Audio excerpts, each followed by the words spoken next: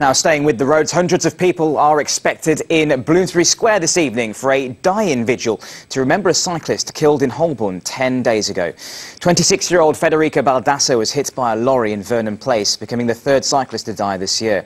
Last week, 300 people gathered on Homerton High Street, bringing traffic to a standstill as they lay on the road with their bikes to observe a 2-minute silence. Earlier on, we spoke to Donica McCarthy of the campaign group Stop Killing Cyclists. There's two main messages. One is when there's a number of fatalities on a junction, treat it as an emergency and carry out an urgent report and implement the coroner's demands.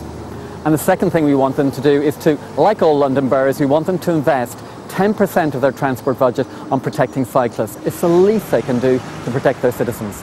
If there's a tragedy on British Railways, there's a major investment, there's major report. In London, nothing happens. They don't treat it as an emergency. So even after 3 subsequent fatalities, nothing is done by these councils. So we need to hold them to account for this complacency. Compared to the Netherlands, Britain invests around £2 per person on protecting its citizens on the roads from cycling accidents. In Holland, they do £28 per person per year, and they have a fantastic infrastructure already.